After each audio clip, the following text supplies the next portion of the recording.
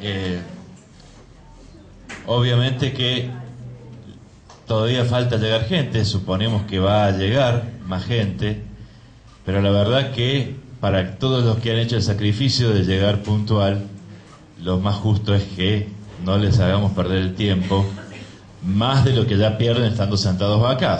Tratemos de no agravar la situación. Y vamos a continuar donde dejamos ayer.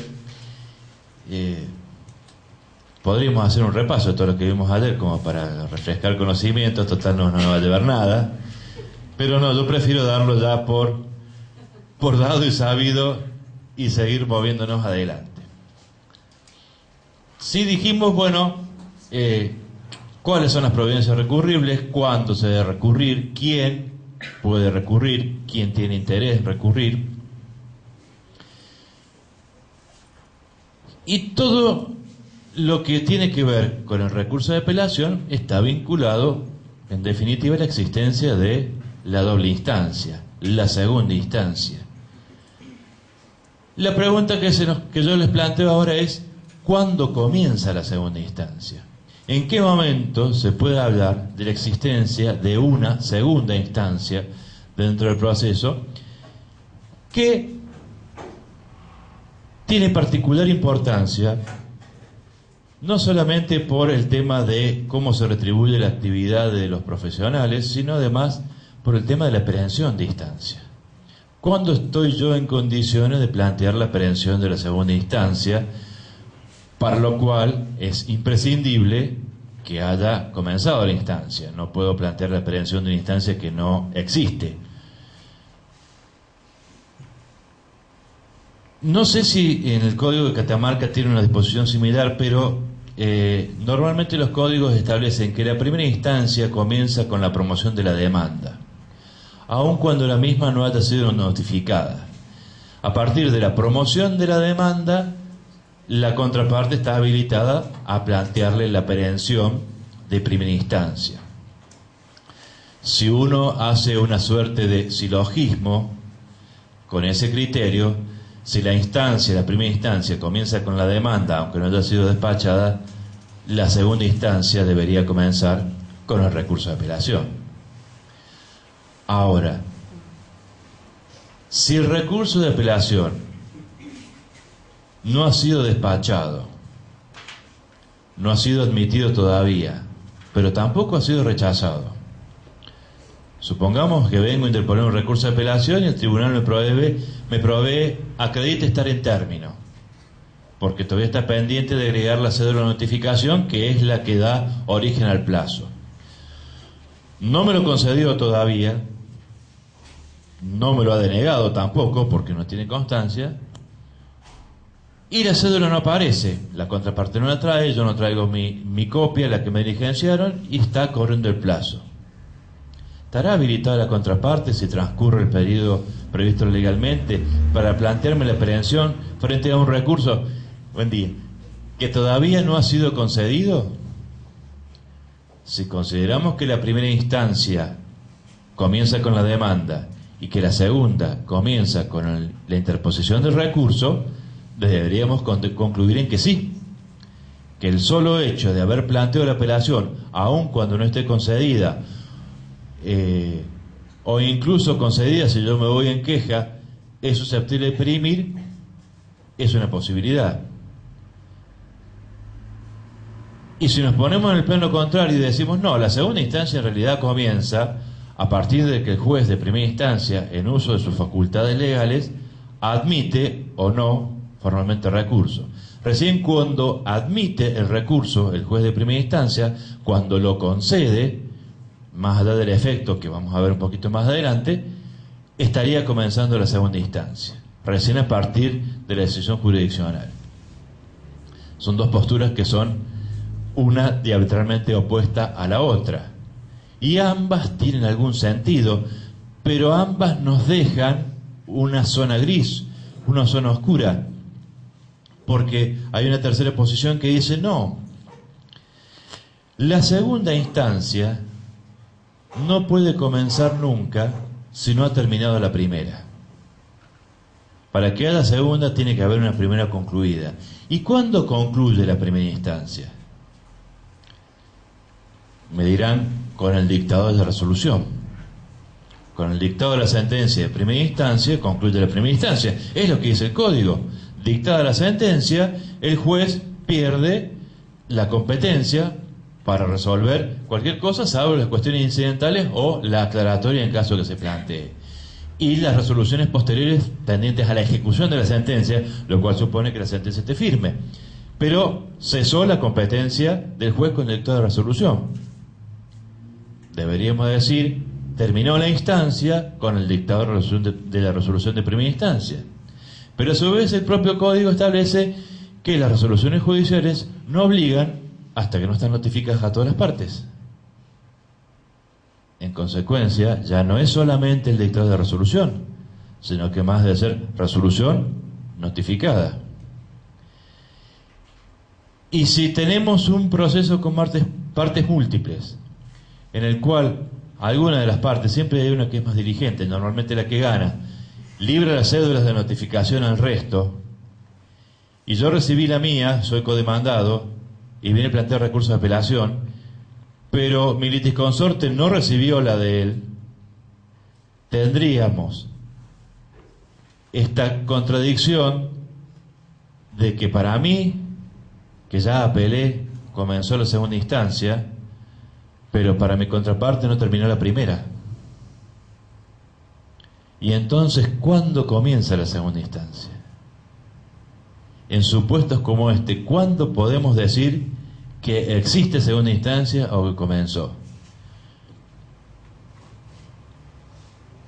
Hasta no hace mucho, el Tribunal Superior de Justicia de Córdoba, haciendo el paralelismo entre las disposiciones de la primera instancia y la segunda, decía que la instancia comienza con la interposición de recurso de apelación.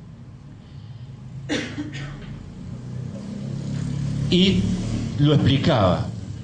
Dice, quien interpone el recurso de apelación está excitando el órgano jurisdiccional para obtener un pronunciamiento de segunda instancia. Si el expediente no está en condiciones de ser elevado a la Cámara todavía, en Córdoba tenemos el recurso de apelación solamente con efecto libre, es decir, siempre frente a la apelación concedida el expediente se eleva a la Cámara y se sustancia todo el procedimiento en la Cámara de Apelación. Pero no hay mayor diferencia desde este punto de vista frente a este razonamiento. Si yo apelé y por la razón de que no está notificada la sentencia a todas las partes o porque todavía quedan recursos pendientes de resolver o de conceder, no está en condiciones el expediente de culminar el trámite de expresión de agravio, contestación de agravio, resolución de Cámara, es carga de quien inauguró, de quien excitó, de quien promovió la segunda instancia, hacer los actos procesales necesarios para que el expediente llegue a resolución en la Cámara. Y si no lo hace, esa instancia es susceptible de perimir. Entonces, el criterio era el primero. La instancia comienza con la interposición del recurso. Pero en un fallo reciente parecería que se está inclinando ya por la tercera opción, que es la de considerar que no existe segunda instancia hasta que la primera no está concluida. Insisto, en un régimen en el cual todo el trámite del recurso de apelación se hace directamente en la alzada, se hace directamente en la Cámara, esto puede tener algún sentido o puede ser más fácil de discernir.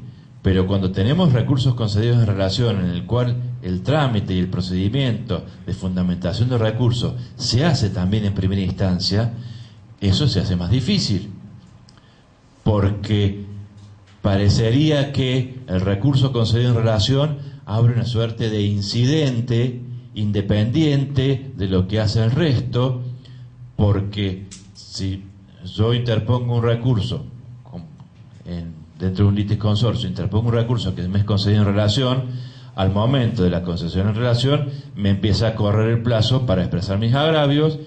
Expresado mis agravios, debe correrse traslado a la contraparte, y a lo mejor todavía mi litisconsorte ni siquiera está notificado de la resolución de la cual yo me estoy agraviando, y eventualmente cuando lo notifiquen también va a apelar y también se lo van a conceder en relación. Entonces también van a tener que hacer el procedimiento de correr el traslado para que exprese agravios, que funde, que exprese agravios, que se corra traslado a la contraparte para que los conteste. Y entonces, y cada uno tiene su propio recurso. Si, como veíamos ayer, de los agravios no se corre traslado a los litisconsortes, sino que se corre traslado a la contraparte, tendríamos como varios incidentes tramitados en primera instancia y todavía no sabemos siquiera si el expediente está en condiciones de ser elevado a la Cámara, aunque hayan contestado todos, porque puede quedarnos pendiente una notificación de alguien que eventualmente no apelará, pero que mientras no esté notificado no podemos elevar el expediente a la Cámara. Entonces, insisto, la idea de considerar que la instancia no termina hasta que no están notificadas todas las partes, y en consecuencia, si la primera instancia no terminó, no puede predicarse la existencia de una segunda instancia, por aquello de que no pueden coexistir dos instancias a la vez, podría tener cierta lógica en un proceso como el cordobés, pero me parece que acá no. Porque al contrario, me parece que hasta complica o da posibilidad de que se complique mucho más el procedimiento y que las partes realmente lleguen a un momento en que no sepan dónde están parados. Y ni hablar de qué pasa cuando se hace el planteo de prevención de instancia por una de las partes y la otra no lo hizo. Y yo ya les voy a contar un caso que hemos tenido recientemente. Con lo cual, me parece que es más sano, más ordenado, más claro, y que no conculca de ninguna manera el derecho de defensa, sino todo lo contrario, al ser más claro, permite ejercerlo adecuadamente, es considerar que la instancia comienza para cada una de las partes del juicio desde el momento en que interponen recurso de apelación. Y verán que yo he salteado prácticamente la opción B, que es la de concesión de recurso, porque la instancia depende de la parte, no del tribunal. Dejar sujeto a que la instancia comience para cuando el juez decida que comienza, porque concede o no el recurso, tendría el mismo inconveniente. Siempre estaríamos en la disyuntiva, en la incertidumbre de decir, bueno, si me concedieron el recurso o no me lo concedieron, si no me lo concedieron voy en directo. Fui a la Cámara, pero todavía no tengo segunda instancia porque nunca me lo concedieron el recurso hasta que no me lo concedan en la Cámara. Es como más complicado. Me parece que las dos opciones son la A o la C, y dentro de ellas yo me inclino por la opción A, que la instancia comienza con interposición del recurso. Pero bueno, como verán, es un tema que está discutido y que no es fácil.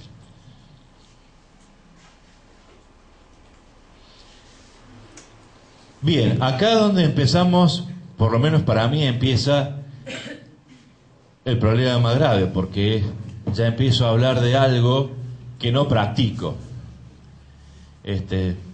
Pero también aconsejo a la gente que haga dieta, y eso tampoco lo practico, o sea que puedo hablar de cosas que normalmente no hago, y siempre abrir el paraguas diciendo, mira, como esto yo no lo uso, no sé cómo se usa, pero el código es claro en lo que decide, aunque los efectos de lo que decide no sean tan claros.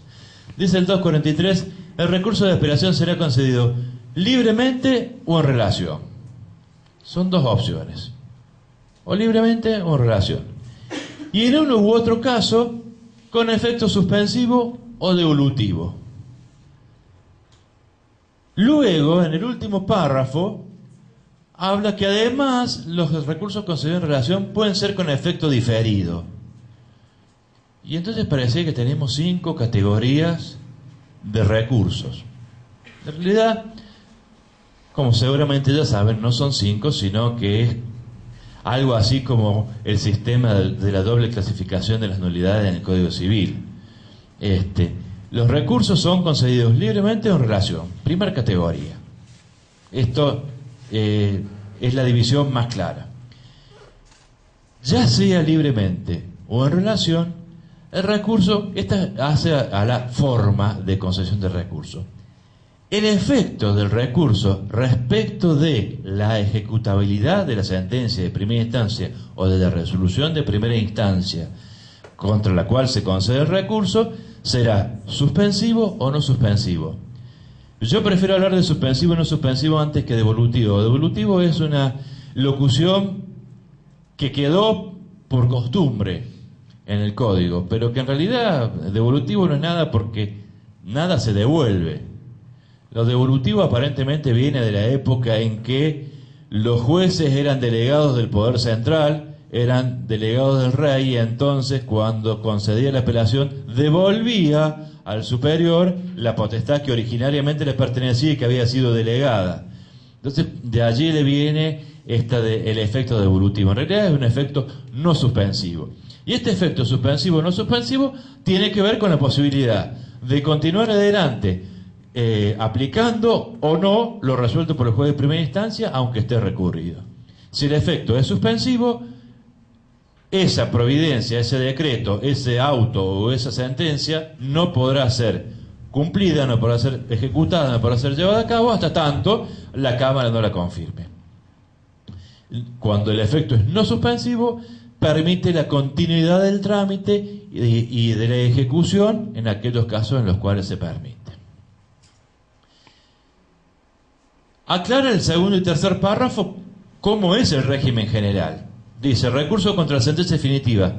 En el juicio ordinario, y dice en el sumario, a pesar de que el juicio sumario ya ha sido derogado, no existe más, pero bueno, nos queda nada más que en el juicio ordinario, la sentencia en el juicio ordinario es concedido libremente. En todos los demás casos, en relación. Y cuando hablo de todos los demás casos, estamos hablando de providencias simples, que causan gravamen irreparable, de autos interlocutorios o de sentencias interlocutorias, aquellas que no resuelven en forma definitiva el proceso, e incluso sentencias definitivas en procesos sumarísimos o en procesos especiales, salvo que expresamente se conceden. En todos los demás casos es en relación. Y la segunda pauta genérica es que siempre tiene efecto suspensivo. Insisto, esto es pauta genérica porque luego el código se encarga a lo largo de diversas normas a establecer en qué casos tiene efecto no suspensivo o devolutivo el recurso de apelación. Y por último, como les decía, habla del efecto diferido y no le pone un contrapeso al efecto diferido. Libremente o en relación, suspensivo o devolutivo, diferido o nada. Y en contra de diferido diríamos inmediato. Es actual, dale ya, llame ya. En definitiva, el diferido significa que aun cuando se sustanciara el recurso o se considere sustanciado, no va a ir a resolución de la Cámara hasta que los autos no lleguen a la Cámara por la apelación en contra de la sentencia definitiva, en la cual se tratará también todos aquellos asuntos cuyo recurso haya sido concedido con efecto diferido o las que sean renovadas ante la Cámara en oportunidad de expresar agravio. Luego dice el 259 que cuando el recurso ha sido concedido libremente, y vuelve a insistir por las dudas si no les quedó claro en el primer artículo, en el 243 aclara: cuando el recurso se haya concedido respecto a sentencia definitiva dictada en proceso ordinario sumarísimo, y acá nos agrega el sumarísimo, que antes no estaba, que el recurso concedido libremente iba solamente contra el ordinario y el sumario no existe más, y ahora nos dice que cuando sea proceso ordinario o sumarísimo. Y ahora vienen las preguntas, porque esto sí es de tránsito diario para ustedes. El recurso contra la sentencia dictada en el proceso sumarísimo, ¿se concede libremente o en relación? ¿Dónde se sustancia? Porque en realidad todo lo importante de esto es dónde se sustancia, dónde tramita. Los jueces de primera instancia dirán que en la Cámara y la Cámara dirá que en primera instancia. Pero ¿cómo lo resuelven? ¿Se sustancia en la Cámara? ¿Viste? Porque algunos jueces lo conceden libremente, otros jueces Ah, pero la relación se llegan así a Cámara. En las dos condiciones llegan. Algunos ya sustanciados Y otros no. Y creo que esa puerta la abre esta contradicción de los dos artículos. El genérico, que dice solamente contra la sentencia de juicio ordinario, porque el sumario no está más, y este que habla del sumarísimo. En algún momento, es una pena, pues ya se hizo una corrección del código y una fe de ratas, y esto pasó de largo. Pero esto también es importante y hace también a la diferencia, sobre todo entre el proceso cordobés y el proceso tanto en Nación como Catamarca, como muchas provincias argentinas que siguen el Código Nacional, tienen la misma regulación. En Córdoba no existe la distinción entre concesión libre o en relación. Todos los recursos se sustancian en Cámara. Esto, digamos, tiene la facilidad de que no hay discusión alguna, ni la forma en que se concede, ni dónde se funda, siempre se hace en segunda instancia. Parecería que eso hace el proceso más ágil, porque concedida la apelación y notificada a todas las partes, el expediente se eleva a la Cámara y la Cámara hace el trámite. Pero donde se empieza a poner un poco más engorroso, más lento, es cuando empieza el procedimiento de segunda instancia. Según el código, dice, cuando el expediente llegue al tribunal de alzar, el secretario dará cuenta y se ordenará que sea puesto en la oficina. Esta providencia se notificará a las partes personalmente o por cédula. El solo hecho de poner el expediente en la oficina, ese decreto notificado por cédula, según el código, obliga al recurrente a dentro de los 5 días o de 10, de acuerdo al tipo de juicio, expresar los agravios. En Córdoba se recibe el expediente y el secretario ordena correr traslado al primer apelante, cuando son varios los que apelaron, o al único, pone un decreto donde ordena correr traslado y le fija el plazo de 10 días para que exprese agravios. Ya primera diferencia. No basta que el expediente llegue a Cámara y se ponga en la oficina. Debe dictarse una providencia en la cual se ordene correr traslado al recurrente. Que cuando es uno solo, no hay mucho problema. Pero cuando son varios los recurrentes, el secretario tiene que empezar a ver a quién le corre traslado para que exprese agravios.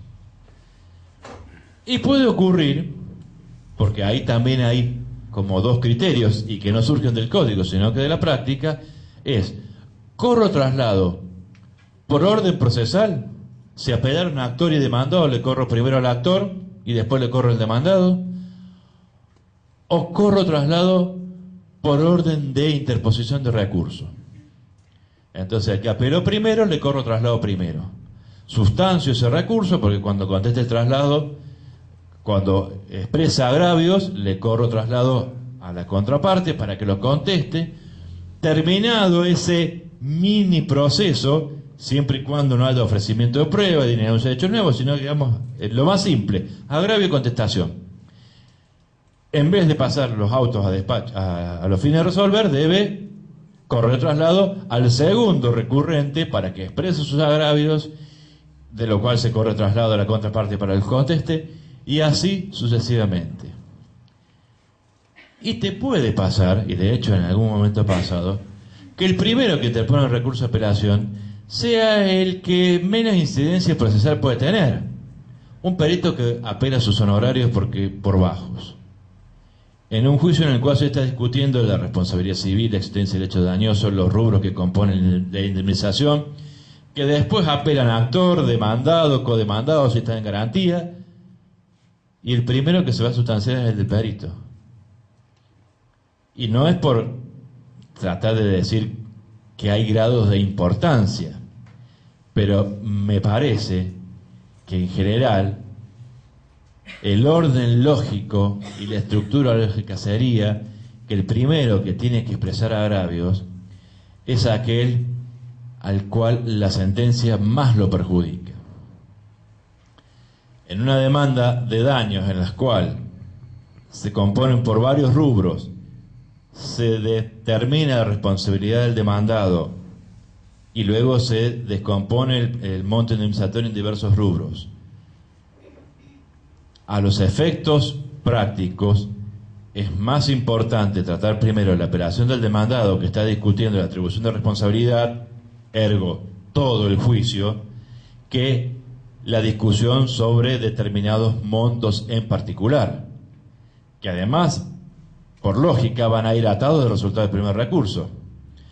Entonces, voy a estar primero discutiendo los honorarios del perito, el monto de los honorarios, después voy a discutir si el daño moral es 10 o 20, y después al último voy a discutir si realmente corresponde que pague o no. Cuando, si yo resuelvo que el demandado no debe pagar, toda la otra discusión torna baladí, es inexistente. Bien, primer diferencia. Porque al notificarse a todas las partes, esta norma que ponen los autos de la oficina es obligación de todos los que recurrieron de expresar agravios, con independencia de lo que haga el resto. Si yo expreso mis agravios y me corre el mismo plazo que a todos los otros recurrentes, simplemente la diferencia estará en el momento en el cual recibí la cédula. Pero luego el plazo es para todos el mismo, y puede ocurrir que me entren en la secretaría 3 o 4 expresiones de agravio juntas, pero distintas, y tenga que empezar a ver a quién le corro traslado de cada una de las expresiones de agravio, para lo cual tendré que leerla para determinar contra quién se está interponiendo el recurso de apelación.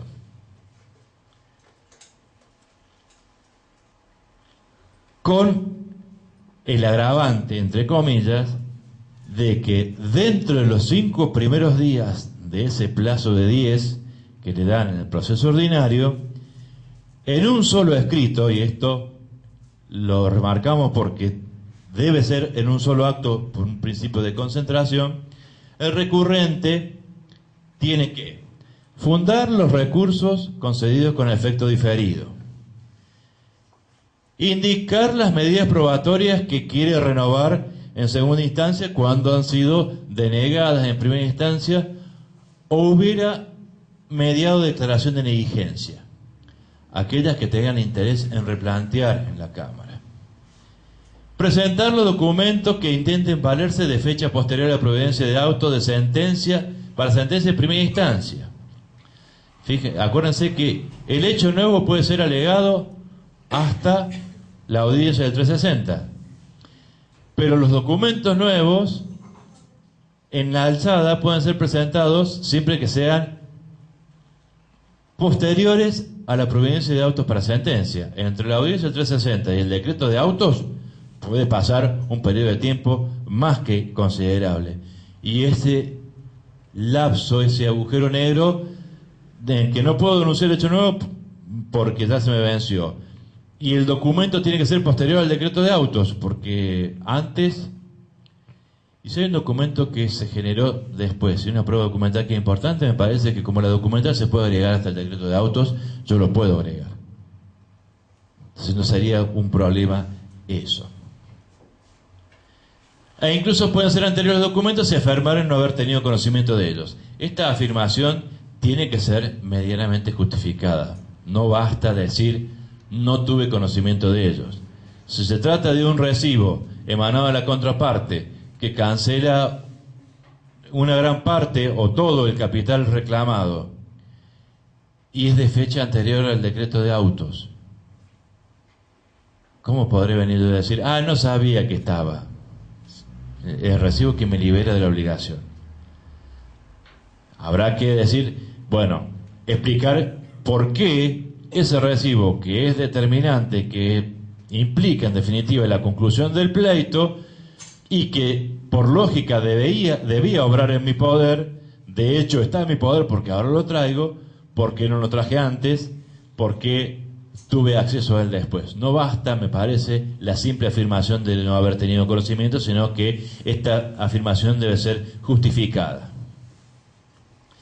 Pero no lo exige el código, ¿no? O sea, usted me está diciendo que la tengo que justificar, pero no lo exige el código. Se dice con la afirmación. Sí, el código dice con la afirmación, pero si esa afirmación no es creíble, el tribunal perfectamente puede no admitir la prueba, porque esa es la segunda etapa.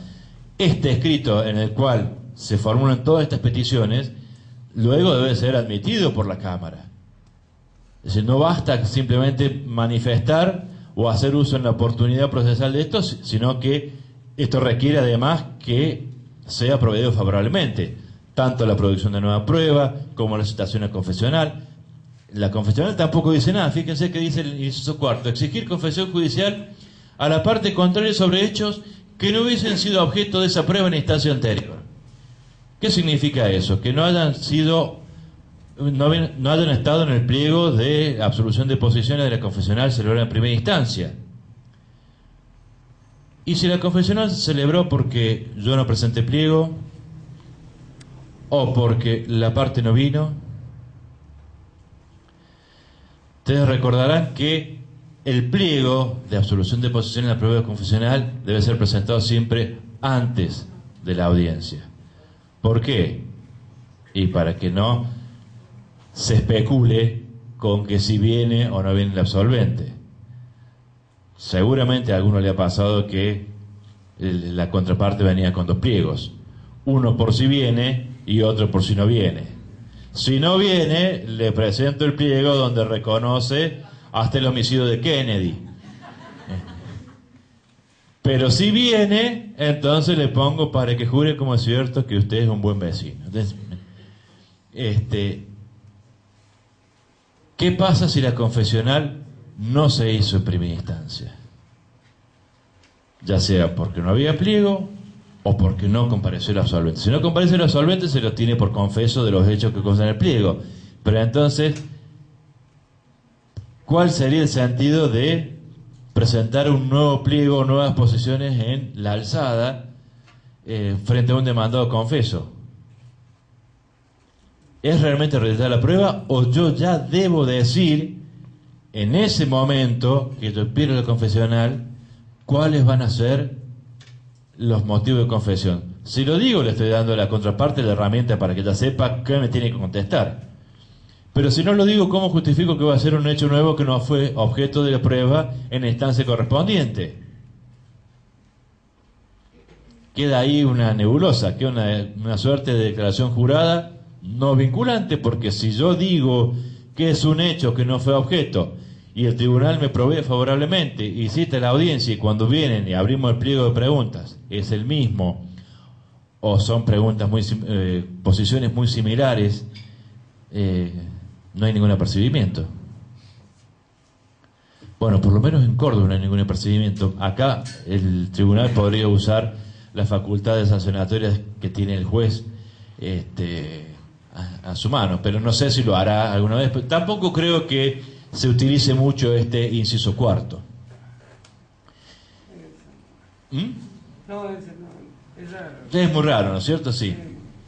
Además, en el caso que quiera hacer nuevas preguntas, tiene que presentar sobre cerrado, ¿no? Claro, exacto, sí, sin duda tiene que ir un sobre cerrado. No tiene derecho la contraparte, posibilidad. Un temita respecto al inciso segundo para que no me quede en el tintero. Dice, indicar las medidas probatorias denegadas en primera instancia o respecto de las cuales hubiese mediado declaración de negligencia que tengan interés en replantear. La petición será fundada y resulta sin sustanciación. ¿Qué ocurre con aquella prueba no producida, pero no declarada la negligencia. Se clausura el periodo probatorio sin prueba producida. Se citó a la confesional y no se celebró porque la parte que había pedido las posiciones no acompañó el pliego. El testigo no vino a la primera audiencia y no pidió la nueva citación del testigo bajo procedimiento de la fuerza pública. Una oficina a la cual se le presentó un pedido de informes no lo contestó en término, se venció el plazo y el interesado no instó la reproducción.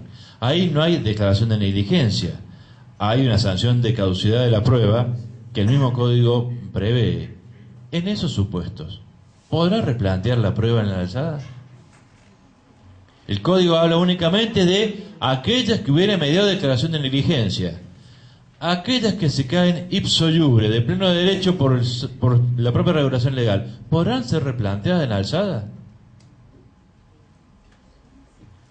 Y acá volvemos a abrir la discusión en si somos formalistas, si veamos el proceso como una garantía de equilibrio y de derecho de defensa en juicio, en el cual la parte que se vio beneficiada por algún yerro procesal de la contraparte tiene derecho a que ese beneficio no se le quite, entre comillas, o la contraparte de decir, no, el objetivo del pleito es hacer justicia, llegar a la verdad jurídica objetiva, tratar de suplir las formas por la verdad real, y en consecuencia, si yo vengo y digo, mire, no me contestó Catastro este informe dentro del plazo y yo no insistí en tiempo, pero es determinante para el juicio, porque el informe de Catastro demuestra que mi acción reivindicatoria es procedente porque el lote que está ocupando el demandado es el mío. Y decir, mire, como su prueba caducó porque usted no insistió, aunque todos sabemos que Catastro no contesta a los 10 días, sino que a los 100, ¿en qué punto nos planteamos? O somos amplios y entendemos esta voz negligencia como cualquier prueba que haya sido ofrecida, siempre es necesario que en primera instancia haya sido ofrecida. Esto seguro. No es una nueva apertura a prueba, es replanteo de prueba que fue ofrecida oportunamente en primera instancia y que o el juez la denegó o que la admitió pero luego se declaró la negligencia. No es para nueva prueba, con lo cual ya estamos viendo que en realidad no es tan que probemos todo lo que podamos, es acotado.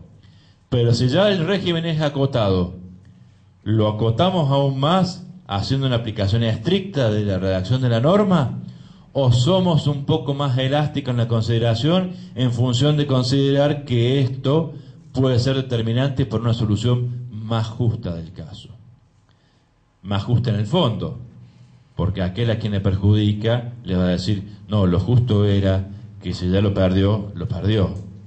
Si él lo perdió, yo lo gané. Y entonces el concepto de justicia, entre comillas, acá se torna un poco más ambiguo, porque siempre va a depender del lado de que se vea. Bien.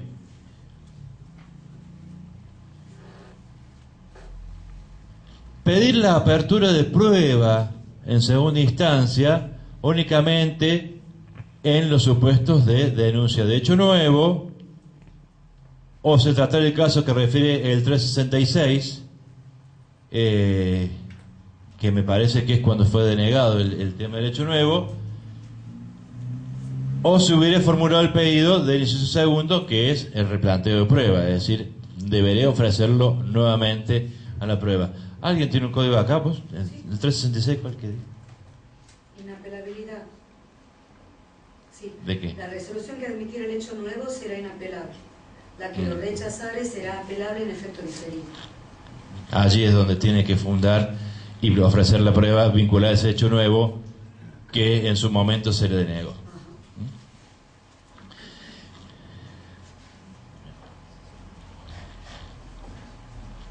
De estos replanteos u ofrecimientos de nueva prueba debe correrse traslado a la contraparte, al apelado, aquel que vimos que reviste la condición de apelado, que ya no se identifica ni con actor o demandado, con incidentista o incidentado, sino es aquel a quien la sentencia le fue favorable o el auto recurrido le fue favorable, que es la contraparte. Y debe contestar dentro del 5º día. Aclaramos acá. El escrito a que hace referencia el 260 debe ser presentado dentro del 5º día de notificada la puesta en la oficina. El escrito de expresión de agravios es en 10 días. No hay que confundir, y seguramente a más de uno le ha pasado, que expresa agravios dentro del plazo de 10 días y hace todo este ofrecimiento porque es en un solo escrito, pero vencido el plazo. Con lo cual, no sería admisible todo el planteo del 260, pero sí la expresión de agravios. En el procedimiento de Córdoba, en el escrito de expresión de agravios, debe ofrecerse la prueba que quiera replantearse. No está tan categórico, sino que existe la posibilidad de apertura a prueba en segunda instancia, cuando en el escrito de expresión de agravios la parte así lo solicita indicando la prueba, y de la expresión de agravios y ofrecimiento de prueba se corre traslado a la contraria para que lo conteste. Se hace un procedimiento como más chico. Lo que ocurre generalmente que como todas estas providencias se firman por secretaría, en secretaría ¿qué se fijan? Que el recurso esté suscripto por quien dice fundarlo, que si es apoderado tenga poder, que esté dentro del plazo y corre traslado. Cuando contesta traslado de contraparte es el mismo control y paso los autos a resolver. Y normalmente no leen el escrito de expresión de agravios, en el cual dentro de las 72 hojas que tienen los agravios, en la página 34 dice: y ofrezco prueba testimonial. Y entonces ahí vienen los abogados como locos: ustedes no se fijan, te ofrecí prueba, no me la proveyeron. Esto le da un poco más de claridad, porque son dos escritos distintos. Pueden ir juntos, porque nada impide que en el escrito de ofrecimiento del 260 también exprese agravios el recurrente. Pero son dos plazos distintos. Sí. Dentro de los 5 días va a tener que expresar agravios igualmente para que le sea válido la nueva prueba ofrecida. Va a tener que hacerlo dentro de los 5 días a las dos cosas. No, acá en Catamarca tiene que hacerlo todo junto. O sea, si opto por ofrecer pruebas, ¿tiene que expresar los agravios ahí? No. Si no, yo digo dentro de Si lo hacen juntos debe ser. Ah, sí, obviamente, sí, si lo hacen juntos tiene que ser dentro de los 5 días, sí. No, pensé que si decidía optar por esta opción, también tenía que expresar agravios. No, bien, perfecto. Ah, sí, por supuesto. Bueno, sí. Doctor, en las concesiones sucesivas en Córdoba, como usted explicaba, primero tramitan una y después la otra y así, si van ofreciendo pruebas, ¿cuándo se hace la apertura y todo? ¿Cuando terminaron todos los agravios? Primero, cuando se avivan que hay ofrecimiento de prueba. Si se dan cuenta que hay ofrecimiento de prueba, ya le ponen algún llamadito, algún llamado de atención para proveerlo al final.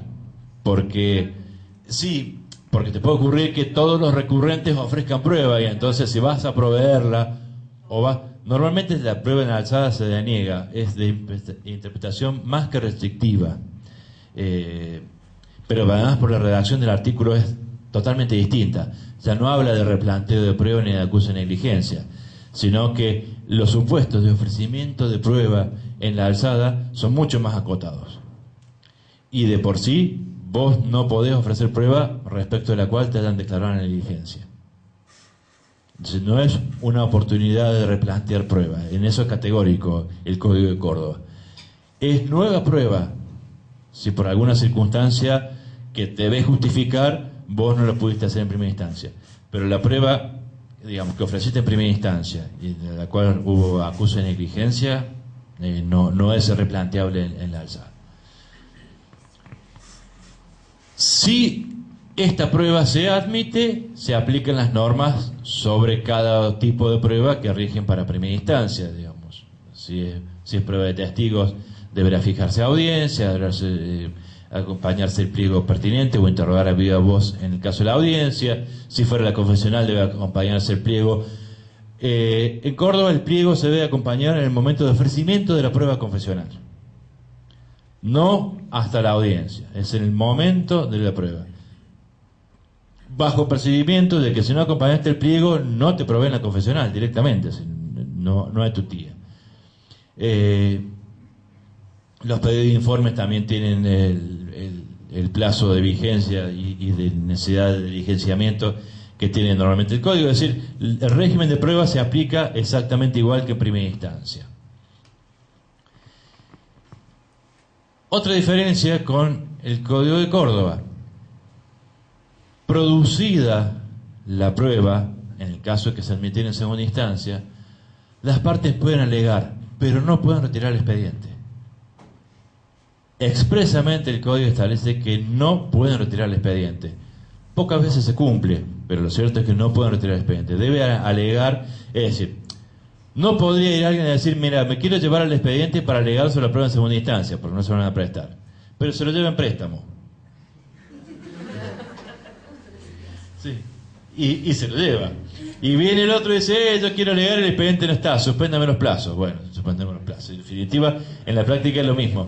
Si el abogado es vivo, el código más sanamente dice, no, pueden hacer uso del derecho que acuerda el 127, que es de retirar el expediente para estudio y para presentar el alegato. El plazo para presentar el alegato será de 6 días, dice el 262. ¿Cómo son esos 6 días? ¿Son comunes? ¿Son individuales? ¿Corren a partir de qué momento? Porque la prueba se agrega. Si son varios medios de prueba, ¿en qué momento la alzada clausura el periodo de prueba para que se abra la etapa de los alegatos? O cada vez que se agregue uno de los 3 informes que pidió como prueba recurrente, la parte podrá alegar respecto de ese informe. O debe alegar, porque dice 6 días, pero no dice ni de cuándo se computan, ni además si son comunes o individuales. Porque además no habla de ningún proveído en la alzada que clausure, digamos, esta etapa de prueba. Me parece que eso queda ahí como una nebulosa, y no sé en realidad cómo funciona. Tampoco sé si realmente hacen uso de este derecho de alegar sobre la nueva prueba aquellos que lo ofrecieron.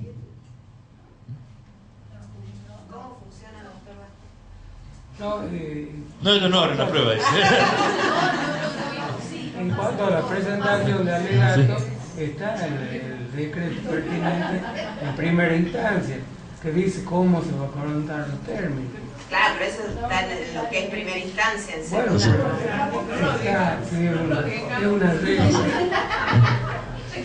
Claro. O sea, igual. Claro. Porque el problema va a tener con los alegatos, no le abrimos una prueba. ¿Me imaginaba yo? No, es que no le admiten la prueba. Claro, directamente. Pero sí. Es muy restrictiva.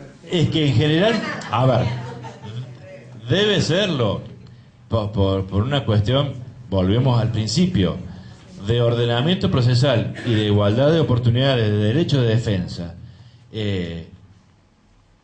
Permitir la reedición o la producción de pruebas nuevas en la alzada, de alguna manera, es desvirtuar el procedimiento. Y la mayoría de las veces, convengamos, se utiliza con un fin dilatorio. Es decir, tratemos de posponer lo más que se pueda la resolución de la Cámara. Salvo el caso de la doctora Yebra, que directamente ni va. Porque ¿para qué va a perder tiempo con la Cámara? La están esperando. Ya la están esperando.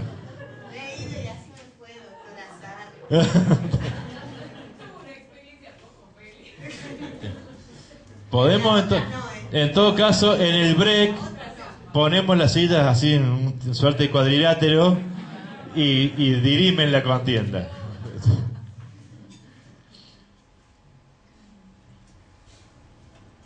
Bien, Del tiempo que tengo en la Cámara, una sola vez se abrió la causa prueba, pero era una cuestión de familia, más que todo de menores. Aparte, nuestra Cámara tendría que poner una llamadita. sí. Ya viene. No, hemos previsto, o estamos proveyendo audiencia, el tema de familia, estamos proveyendo audiencia porque realmente... Pero es una audiencia de conciliación. Es una audiencia que la fija el tribunal directamente y la parte van a concurso. Claro, pero son para que concurran las partes. Sí. Que esa, digamos, no sé si son medidas para mejor proveer realmente, pero en el Código de Córdoba, el artículo 58 le da la potestad al tribunal de, en cualquier estado de proceso, convocar a las partes a una audiencia que puede tener un fin conciliatorio, pero también un fin de esclarecer algunos hechos controvertidos y nosotros también la usamos bastante, aunque no tenemos cuestiones de familia, porque muchas veces hemos logrado que acuerdos que sin duda dejan más satisfechas las partes que si un juez le condena o libera de responsabilidad. Siempre queda alguno insatisfecho en ese aspecto. En cambio, cuando llega un arreglo, normalmente, aunque les cueste, es más beneficioso. El problema se nos plantea cuando nosotros vemos la necesidad de fijar una audiencia de esas características luego de cerrada la litis en la alzada, es decir, expresado los agravios y contestado los agravios, cuando uno ve que el asunto es por ahí no tan jurídico como de cuestión de hecho, que podría llegarse a un arreglo, que se podría llegar a una solución, y vienen a las audiencias y hablan libremente, y en las audiencias dicen cosas que te hace cambiar todo el sentido de lo que vos venías pensando. Y en realidad no es prueba. Y tampoco podría considerarse confesión, aunque lo sea. Entonces, después de esas audiencias, resolver como si la audiencia no hubiera existido, es sumamente difícil.